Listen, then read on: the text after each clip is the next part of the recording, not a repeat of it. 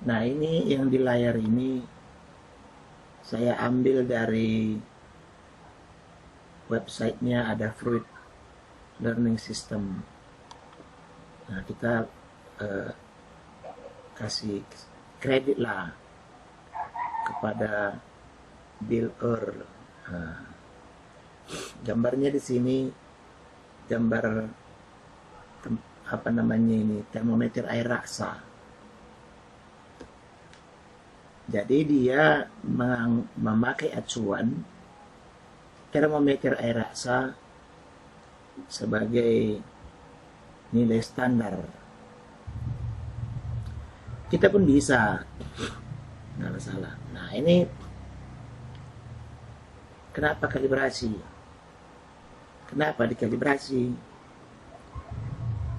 Nah, alasannya dikalibrasi supaya yang kita baca itu nilainya tidak jauh dari angka yang sebenarnya. Misalnya temperatur sekarang 31 derajat misalnya. Kalau nggak dikalibrasi, keluarlah temperatur 35. Kita pikir 35, padahal 30. Kok 30 derajat begini panasnya? Nah, kayak gitulah. Nah, berikutnya yang ini. Nah, titik-titik ini semua yang berserakan ini adalah titik-titik pengukuran nilai-nilai yang mau dikalibrasi.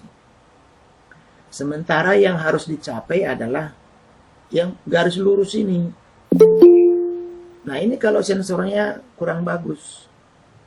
Kalau sensor yang agak bagus, seperti ini dia walaupun pengukurannya nggak pas di garis, di titik, tapi nggak jauh dia dari garisnya ini.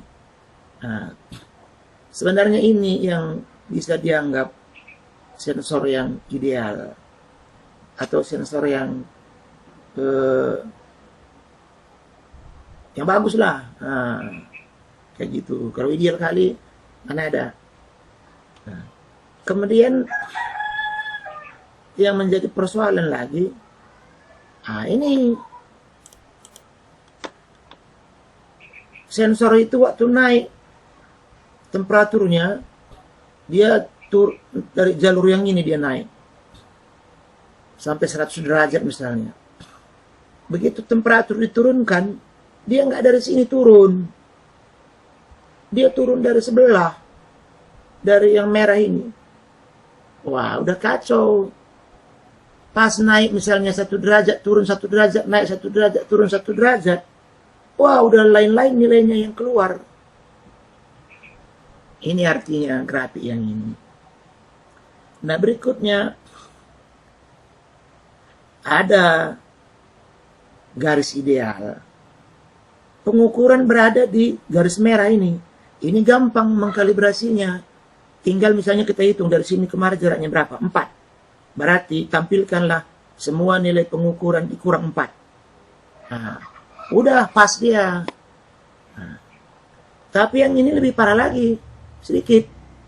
Ujungnya di sini sama, tapi di atas berpisah dia. Ini pun nggaknya berapa susah mengkalibrasinya. Tinggal dibuat persamaan garisnya dengan nilai beda. Yang kacau yang ini. Nah, dia melengkung ke atas segini. Nah, entah eksponensial, entah kuadratik, entah apalah dia. Macam di situ. Itu udah repot dia membuat membuat nilai kalibrasinya. Biar kuliah dulu yang mau masuk ini. Nggak apa-apa lah, kasih kesempatan lah, terlambat. Nah, berikutnya lagi kita lihat.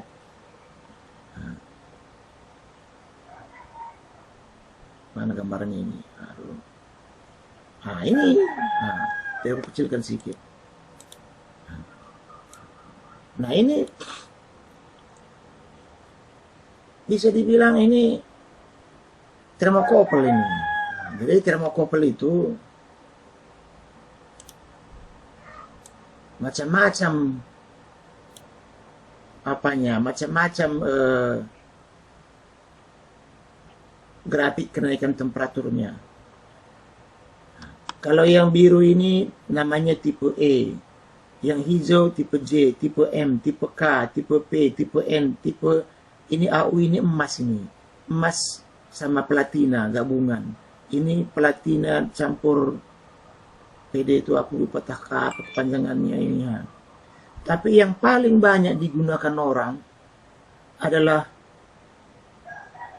thermocouple tipe J, tipe E, dan ya tipe K. Kenapa? Karena ini yang paling linear dia di sini. Jadi kalaupun misalnya nggak kita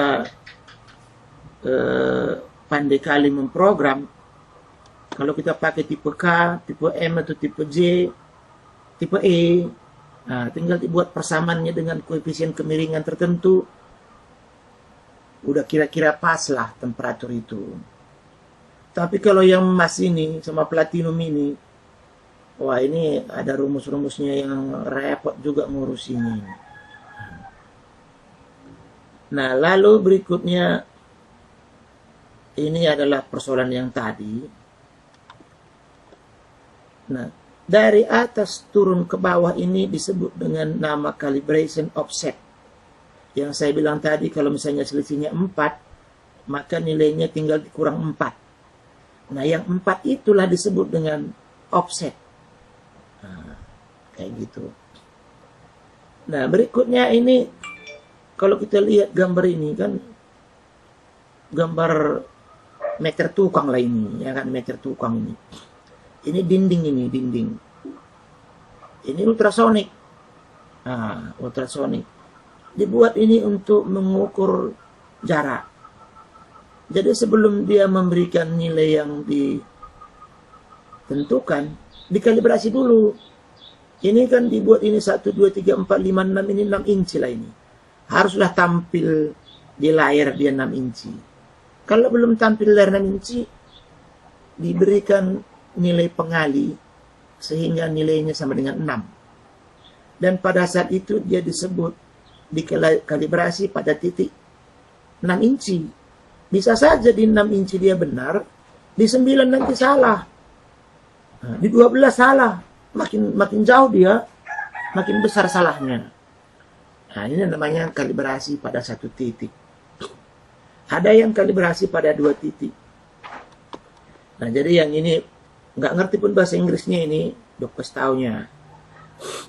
Nah, ini ada lagi seperti ini, grafik pengukuran. Seharusnya yang ini. Tapi dapatnya yang ini. Nah, jadi kalau yang ini kita kalikan dengan koefisien garis tertentu, maka yang merah ini akan terangkat kemari. Terangkat kemari udah sejajar ya. Sudah terangkat, dikurangi nilai offset sehingga dia menjadi ideal.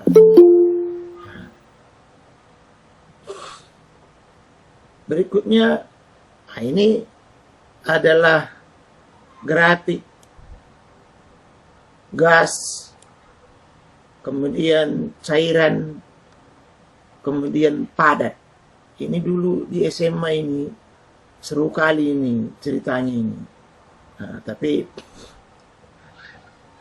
mana tahu kan SMA kita kan beda. Nah, saya dari SMA kampung-kampung, seru kali di sini. Jadi ini dapatnya dengan menggunakan sensor temperatur tadi. Nah,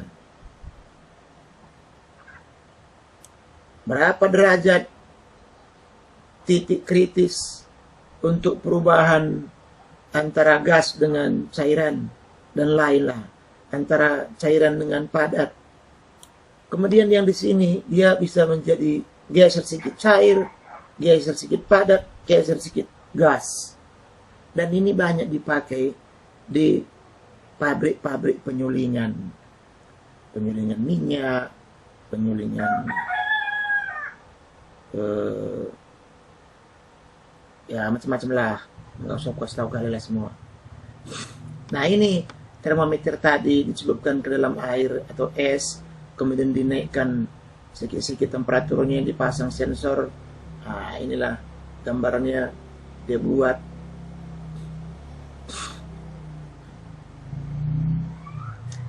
Jadi seperti yang saya bilang tadi sama kalian, kalau bahasa Inggrisnya ini nggak ngerti, nggak usah baca bahasa Inggrisnya, gambarnya aja tengok. Mana ini aku bikin kalau bahasa ini. Jadi untuk membacanya ini di sini ada namanya itu PLX DAQ.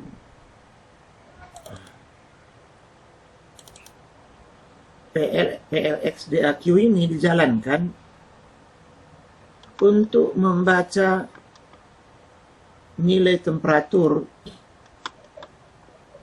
dari LM35 dan SHT11 dan disimpan di Excel. Lalu datanya digrafikkan dua-duanya sekaligus, lalu kita setel grafik acuan.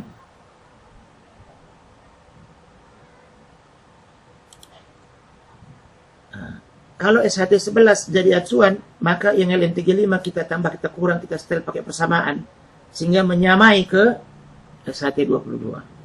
Udah sama dia, SHT22-nya udah bisa dilepas. Maka hasil dari sensor LM35 itu sudah hampir sama dengan SHT22.